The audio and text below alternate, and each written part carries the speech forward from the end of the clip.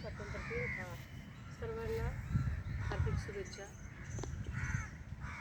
आज विशेष सांगायचं झालं तर येत्या काही दिवसामध्ये आपण देवाच्या वचनातनं लेकरांना देवाचं शिक्षण हे देण्यात येते आणि त्यासाठी फेसबुक किंवा झूम आणि यूट्यूब या माध्यमाद्वारे देवाचं वचन आपल्या सर्व लेकरांपर्यंत मिळत आहोत. आपण सर्व ह्या वचनाद्वारे लेकरांना देवाचं शिक्षण द्यावं. देवाचं वचन सांगतं की तुमच्या पिढीला येणाऱ्या पिढीला देवाचं वचन त्यांना सांगावं, उद्धृत करावं, त्यांच्या अंतःकरणावर ठसावं.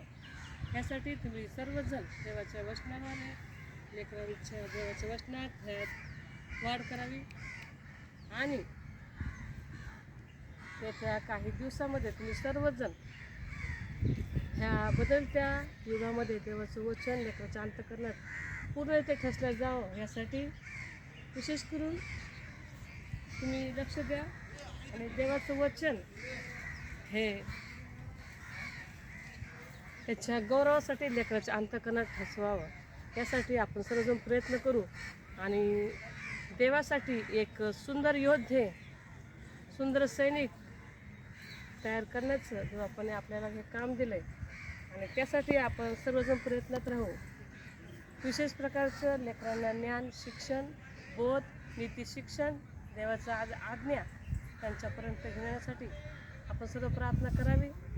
आणि जसं आपण स्वतंत्र भारतामध्ये राहतो तसं आध्यात्मिक जीवनसुद्धा प्रत्येकजण स्वतंत्र असावं. देवाच्या दृष्टीने प्रत्येकजण एक विजयशाली योद्धा आत्मिक जीवनामध्ये आणि शारीरिक जीवनामध्ये सुद्धा तयार व्हावं यासाठी आपण सर्वजण प्रयत्न करू आणि त्या पित्याचं गौरव करू.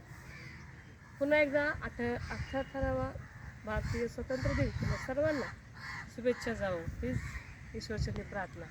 आमेन.